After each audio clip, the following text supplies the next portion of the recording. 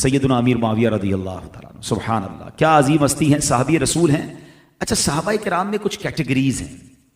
ٹھیک ہے نا، خادم رسول بھی گزرے، مؤذن رسول بھی گزرے، کچھ کی ڈیوٹی جناب سفر کی تھی، کچھ کی ڈیوٹی نبی پاک کو وضو کرانے کی تھی، اور کچھ جناب نبی پاک علیہ الصلوۃ والسلام کے ساتھ ہوتے تھے۔ کچھ کیٹیگری صحابہ کرام کی وہ تھی جو کاتبین وحی تھے۔ کاتبین وحی بڑا اسپیشل مقام ہے، یعنی جن کو نبی پاک وحی لکھنے کی ڈیوٹی دی تھی، یعنی جو قرآن نبی پاک پر نازل ہوتا تھا، جبریل امین لے کر آتے تھے، تو پیارے آقا ان کو یہ ڈیوٹی دیتے تھے کہ وہ قرآن لکھتے تھے۔ کتنا بھروسہ تھا، یعنی مجھے اور آپ کو آج جو قرآن ملا ہے اور ہم دعوے سے کہتے ہیں کہ یہ رب کا کلام ہے اور اس میں زبر زیر پیش کی بھی غلطی نہیں ہے، یہ احسان ہے کاتبین وحی کا، اور یہ ان کی امانت داری ہے کہ انہوں نے پورا قرآن پہنچایا۔ تو نبی پاک نے جن پر اتنا بھروسہ کیا، ان میں سے ایک صحابی حضرت سیدنا امیر معاویہ رضی اللہ تعالیٰ عنہ بھی ہے، جن پر نبی پاک بھروسہ کریں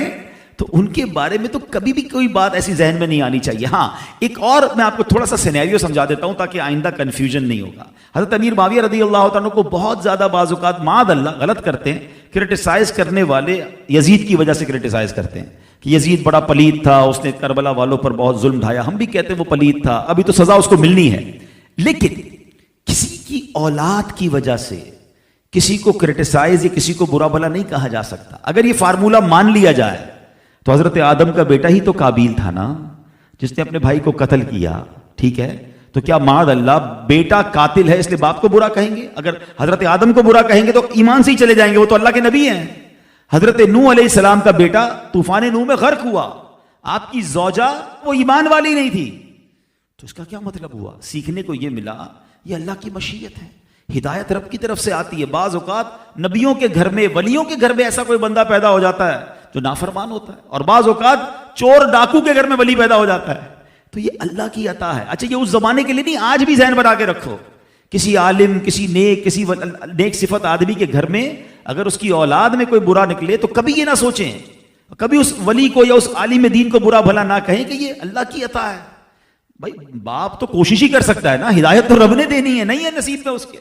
تو ہم گناہگار ہوتے ہیں کسی کے بارے میں برا بھلا کہہ کر اولاد کی وجہ سے۔ اور اب ایک اور بات بتاؤں، بعض اوقات جو بندہ کسی کو کسی برائی پر جو اس کی برائی نہیں ہے اس کے بارے میں کرٹیسائز کرتا ہے نا، تو کہتے ہیں نا پھر دنیا میں اس کو بھی دکھا دیا جاتا ہے، کہیں آپ اپنی اولاد میں پریشان نہ ہو جائیں۔ اللہ پاک سب کی اولاد کو نیک بنائے، ہماری مغفرت کا ذریعہ بنائے۔ تو حضرت امیر معاویہ رضی اللہ عنہ کو تو یہ عالم تھا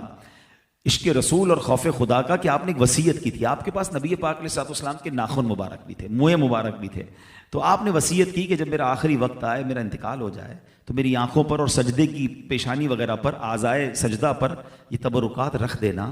اور مجھے کفن میں ڈال دینا، کفن میں یہ رکھ دینا اور مجھے قبر میں ارحم الراحمین کے سپرد کر دینا۔ تو صحابہ کرام بھی تبرکات لے کر قبر میں جاتے تھے، اس سے یہ بھی سیکھنے کو ملا کہ تبرکات